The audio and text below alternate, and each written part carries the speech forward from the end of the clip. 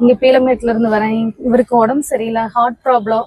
இத்தனை நாளா KMCH எல்லா பக்கம் பார்த்தோம். அங்க பார்த்ததுக்கு இங்க வர சொல்லிட்டாங்க. சரி ஜிஹெச் போய் பார்க்க சொல்லிட்டாங்க.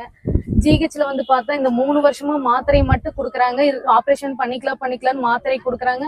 கடைசியில ஆப்ரேஷன் இப்ப போன வாரத்துல இருந்து ஆப்ரேஷன் பண்ணவே முடியாதுன்ட்டாங்க. அதுக்கான டாக்டரே இல்லைன்ட்டாங்க. டாக்டர் இல்லாதது அவங்க பிரச்சனை, அவங்கதான் பாக்கணும், டாக்டர் ரெடி பண்ணணும். வாழ்வே மாத்தணும்னா வாழ்வே மாத்தணும் இருக்கு. தன்னால பண்ணிக்கலாம் நாங்க.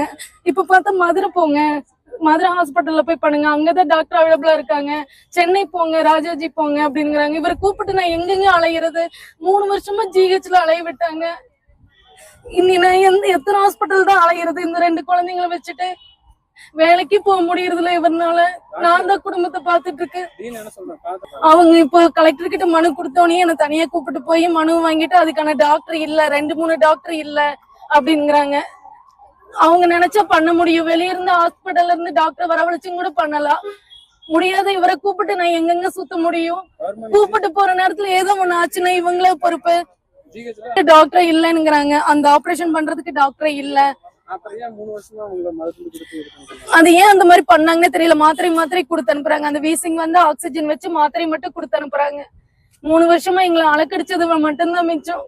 முடியல. நான் டெய்லியும் ஆக்சிஜன் வச்சு மூச்சு விட முடியாம ரொம்ப சிரமப்படுறாரு வீட்டுல. தனியார் ஹாஸ்பிட்டல் போனோம்னா காப்பீட்டுல பண்ண மாட்டேங்கிறாங்க. கவர்மெண்ட் காப்பீடு KMCH போய் 2 லட்சம் ரூபாய் பக்கம் ஒரு ட்ரிப் அட்மிட் ஆனா 70,000 80,000 வாங்கிட்டு அனுப்பிச்சு விட்டுறாங்க.